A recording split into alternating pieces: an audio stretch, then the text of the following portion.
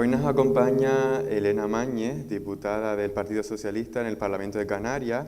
Ella es licenciada en Historia en la Universidad de La Laguna y tiene una formación sólida en igualdad de género. Además, también ha ocupado cargos de gran responsabilidad como consejera de Economía, Conocimiento y Empleo en el Gobierno de Canarias. Ha estado también como diputada en el Congreso de los Diputados en Madrid y ha sido delegada del Gobierno en Canarias. Actualmente es presidenta de la Comisión de Universidades, Ciencia, Innovación y Cultura y además también es miembro activo de diversas comisiones.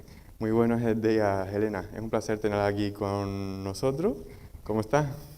Muy bien, encantada de compartir este ratito aquí con ustedes en la Universidad Fernando Pessoa. Para empezar la entrevista me gustaría preguntarle qué le motivó a dedicarse a la política, pero sobre todo cómo ha evolucionado esa emoción durante estos años. Pues yo creo que desde que tengo uso de razón, desde que era chiquitita, siempre he sido política, porque siempre me he rebelado contra las injusticias. En clase, ante cualquier situación que me parecía una injusticia, ahí estaba yo en primera fila. Siempre me he preguntado el porqué de las cosas, por qué pasaban determinadas cuestiones. Y fue el feminismo el que me llevó a la política, porque la primera sensación en la que sentí desigualdad y discriminación era al ser mujer. Y entonces no entendía por qué me decían, no, que las niñas, no, tú no puedes hacer esto. Y aunque al principio no le ponía nombre, al final entendí que el problema no estaba en mí como niña, como joven, sino que era un problema que había en la sociedad.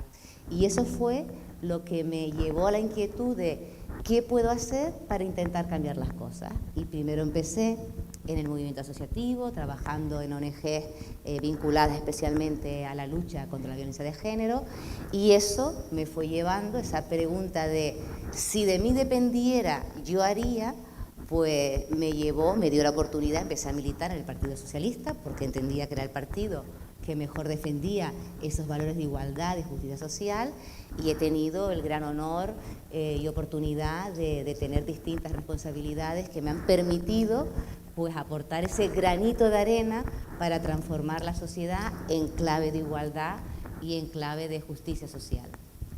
Qué bueno.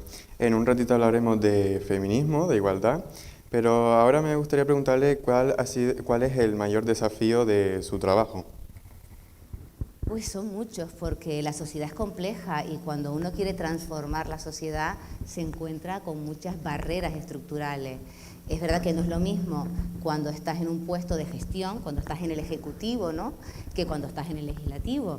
Cuando estás en el Ejecutivo y gobiernas, está en tu mano llevar a cabo esas acciones para transformar la sociedad. Tú tomas las decisiones y tienes los medios para transformarlos directamente. Cuando estás en el Legislativo, como es en el caso en el Parlamento de Canarias, lo que haces es tomar iniciativas para instar a que otros hagan o aprobando leyes que van a tener incidencia social. Entonces hay que estar muy atenta a los cambios que se van operando en la sociedad, en cómo y en dónde tienes que incidir para que esos cambios se vayan haciendo efectivos, bien mediante leyes, bien mediante distintas iniciativas, y en este caso, al ser además una diputada que está en la oposición, pues fiscalizando también, que esa es una parte fundamental del Parlamento, fiscalizando la actuación del Gobierno para que en la medida de las convicciones, valores y proyecto político que uno defiende, pues incidir en que pasen cosas. Al final el reto de la política, o como yo la entiendo, es trabajar para que pasen cosas. Si no estás en esa tensión permanente, en esa visión de querer hacer que pasen cosas, mejor te vas para tu casa, porque entonces la actividad política no sirve. Tiene que estar orientada siempre a hacer que pasen cosas. Y en mi caso, como socialista, que pasen cosas en clave de igualdad, de equidad, de justicia social, de acabar con esas brechas y desigualdades que todavía existen en la sociedad, que los que tienen más aporten más para poder ayudar y acompañar a los que menos tienen en nuestra sociedad. Entonces podríamos decir que lo que más disfruta de su trabajo es ayudar a los demás, entiendo, ¿verdad? Sí, es que ese es el honor, es que la política es el medio no es el fin en sí mismo, la política en sí misma no es un fin, es el instrumento que te permite actuar en la sociedad y transformarla. Hay muchos medios también, el activismo social, a través de la militancia o participación en organizaciones sociales, puedes incidir, ¿no? Pero incides desde una parte de la sociedad, mientras que desde la política incides en la toma de decisiones, porque cuando se aprueba una ley no es lo mismo decidir, como ha hecho el gobierno de España actual, subir el salario mínimo interprofesional y llevarlo a los 1.100 y pico euros que están actualmente, que no subirlo y dejarlo en los 700 y pico euros que, por ejemplo, estaba con el gobierno de Rajoy. Decidir y legislar para que se incrementen las pensiones conforme al IPC, o simplemente hacerlo con un índice corrector. Son decisiones que inciden en el conjunto de la ciudadanía, y la política lo que te permite es eso, incidir en la sociedad y en este caso, en mi caso, en clave de transformar, de avanzar, de aprovechar las oportunidades que tenemos en este país, en esta tierra canaria, para construir una mejor sociedad para la mayoría social que vive en España y en Canarias. ¿Y cómo describiría un día político, un día normal en la política? O sea, su trabajo, su rutina. Bueno, pues mi rutina, lo primero es leer la prensa. Eso es clave para cualquier, bueno, no para cualquier persona que esté en política. Yo creo que la información es un derecho, pero también un deber de ciudadanía, ¿no? El informarse, en contrastar, en saber qué está pasando en nuestra sociedad. A partir de ahí, de hacer ese repaso a la actividad diaria, pues ya te centras en el trabajo más inminente que tengas, preparar una comisión, preparar un pleno, reuniones con colectivos diversos, ¿no? Porque la escucha activa es muy importante. Al final representamos a la sociedad, ¿no? La ciudadanía nos ha dado esa gran responsabilidad de representarles durante 4 años a través de ese ejercicio que es el voto y que es tan importante. Entonces estás representando a la ciudadanía y tu deber es estar en contacto con las personas a las que representas, ¿no? Bien porque te piden reuniones, pero bien tú también cuando detectas un problema acercándote a esa realidad. Entonces, la parte legislativa tiene mucho trabajo de estudio, de preparar los temas, de informarte, de leerte expedientes, que puede parecer que es un trabajo, bueno, pues poco apasionante, ¿no? Porque estamos todo el día entre papeles, pero de ese trabajo, que además tiene que ser veraz, porque uno tiene que informarse, documentarse, y cuando haces planteamientos, hacerlos con datos contrastables, porque si no, caemos en la demagogia fácil de decir, pero sin estar aportando realmente elementos de valor, ¿no? Entonces, bueno, pues ese trabajo, para los diputados y diputadas que somos de otras islas, trasladarte a Tenerife, porque el Parlamento está en Tenerife, entonces esa rutina de movilidad también forma parte de nuestra actividad, pero eso básicamente es un trabajo donde tratas de, a través del Parlamento, de incidir en propuestas que mejoren la calidad de vida de la gente, y eso requiere un trabajo previo de estudio, de reuniones, de preparar, ¿no? Todos esos temas que llevamos, que la gente ve a veces la parte de, ¿no?, los días que tienen pleno, los días que estás ahí en comisión, y parece que el resto del tiempo pues un diputado o diputada no está haciendo nada, y realmente es un trabajo que no tiene horario. No es que tú digas, son las 3, ya acabé mi jornada laboral, a partir de ahora pues ya no hago nada. Trabajas de lunes a domingo porque la realidad social está ahí, y tú tienes que responder siempre, en cualquier momento, a lo que la sociedad te está demandando. Usted, Elena, forma parte de la Comisión de Derechos Sociales, de Igualdad, Diversidad y Juventud, y también fue directora del Instituto Canario de Igualdad desde 2011 hasta 2015. Desde entonces, ¿usted cree que la sociedad canaria está más concienciada con la lucha contra la violencia de género? Pues lamentablemente yo creo que estamos en un momento de retroceso, pero no solamente en Canarias. Cuando vemos los datos y los estudios sobre la percepción de la gente joven en relación a la violencia, vemos que hay un retroceso. Un estudio de 2021 sobre la percepción de los jóvenes, este es del Reina Sofía, pero hay también un estudio de la Universidad de La Laguna, también del año 2020, 2021, pues 1 de cada 4 chicos jóvenes piensan que la violencia de género es un invento ideológico.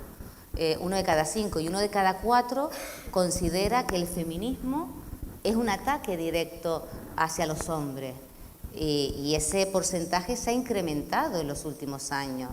Y a mí eso me preocupa porque parte de una percepción errónea sobre, primero, lo que es el feminismo. Y eso es un desconocimiento. Yo creo que el feminismo habría que enseñarlo en las aulas porque es el mayor movimiento humanista que ha habido en la historia.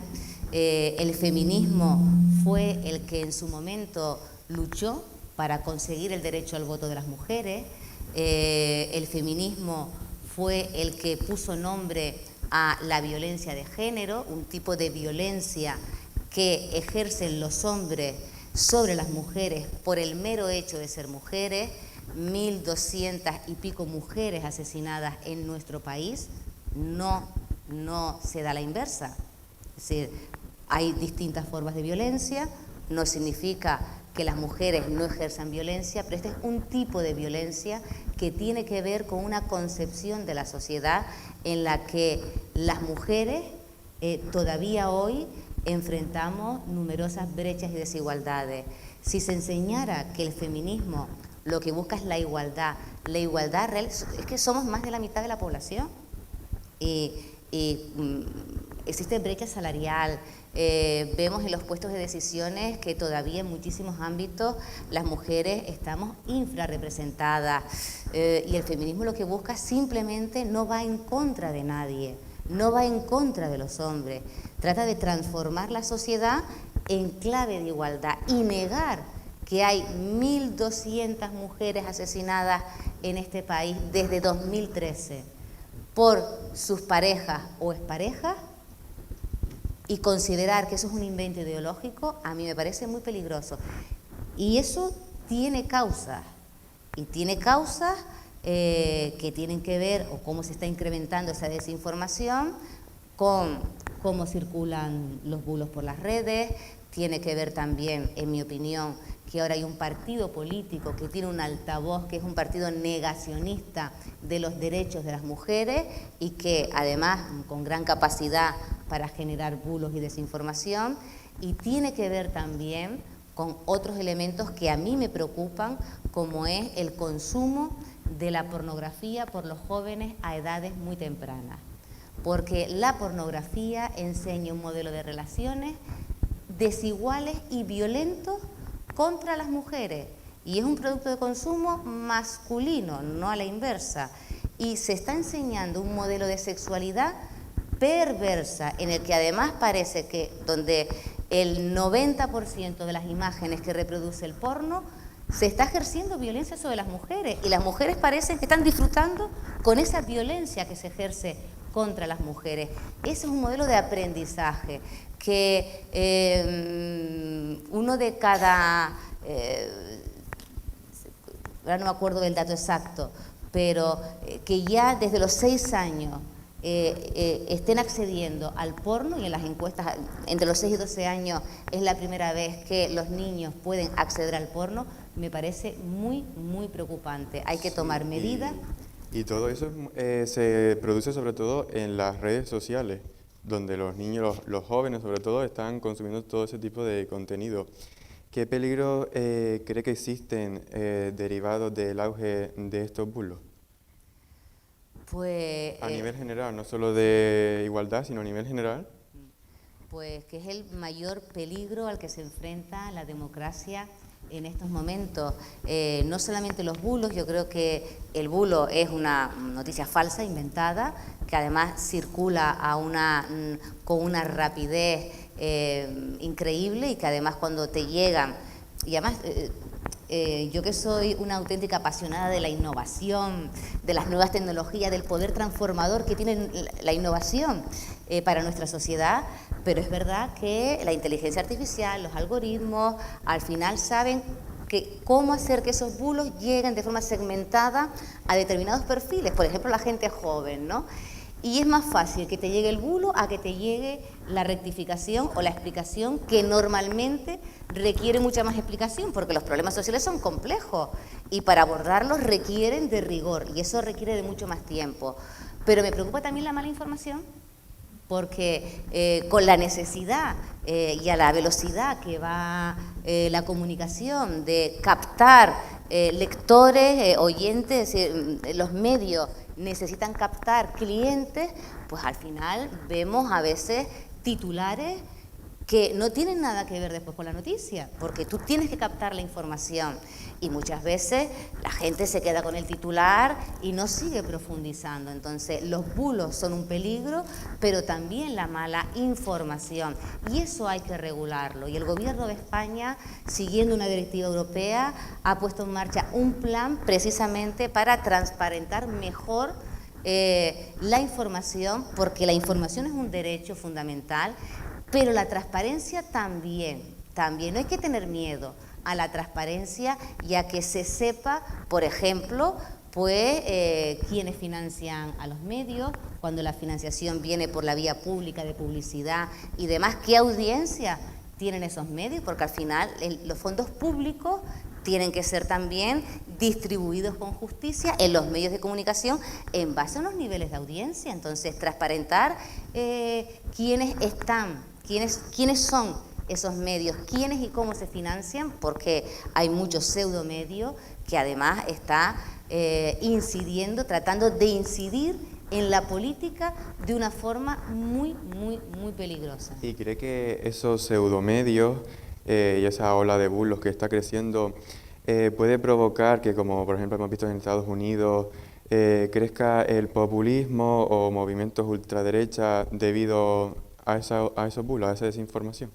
Sí, ya los tenemos, es que lo estamos viendo en Europa, en España, la entrada. A ver, en primer lugar, que quede claro, yo siempre defiendo la legitimidad de las urnas. Entonces, cuando alguien va a votar, decide su voto con libertad y, por lo tanto, todos los grupos parlamentarios que conforman el arco parlamentario en Canarias y en el Congreso, para mí son legítimos porque los ha decidido la ciudadanía. Otra cosa es los discursos, los mensajes de esas formaciones de ultraderecha que al final van en contra de los derechos del conjunto de la ciudadanía, cuando atacan a las personas migrantes, cuando usan datos falsos para unir migración con delincuencia, cuando niegan la violencia machista, cuando niegan los derechos de las personas LGTBI. Ahora mismo en el Senado hay un macroforo donde llevan a un ponente que considera que hay que dar cadena de perpetua a las personas gay y lesbianas. Y eso el Senado, con mayoría de un partido político, que es el Partido Popular, pues ha permitido que se celebre ese tipo de eventos. Ese es el peligro porque rompe la convivencia, crispa, hay una crispación política que es insana, que es mala para la democracia y buscan eso, buscan alejar. Porque yo entiendo que la gente joven, cualquier ciudadano o ciudadana, cuando ve esa crispación, se aleje de la política. Sí. Pero cuando te alejas de la política, dejas que quede en la política quienes van a ir en contra de tus derechos. Seamos críticos, leamos entre líneas y no permitamos nunca que nada nos aleje de la política, porque la política te afecta a ti, nos afecta al conjunto. La política no es el problema. La política es el uso. Yo creo que por eso es importante que nos formemos aquí para poder defender esos valores de la democracia y sobre todo nuestras generaciones. También creo que estamos ya más comprometidos con la política, o sea, me refiero nosotros como periodistas, con nuestros amigos, con nuestros compañeros y demás.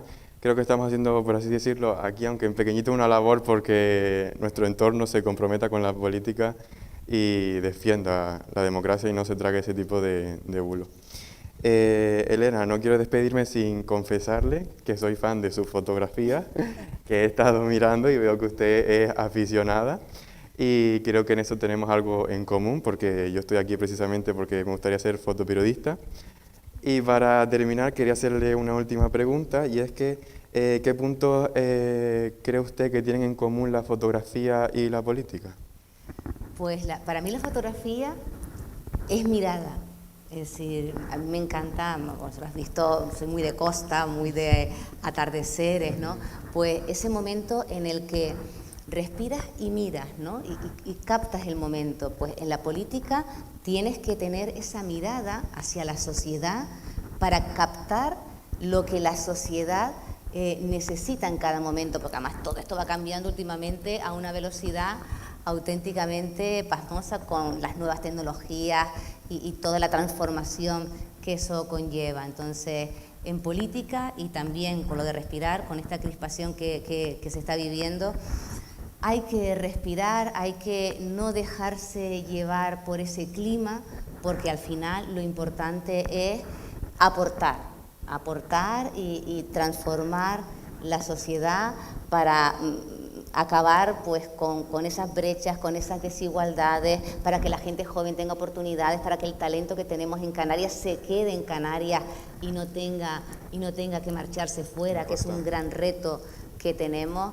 Y bueno, pues la fotografía es ese momento de respirar, mirar, captar y compartir, que la política es compartir también con tu entorno, con la sociedad, para aportar ese granito de arena. Compartir.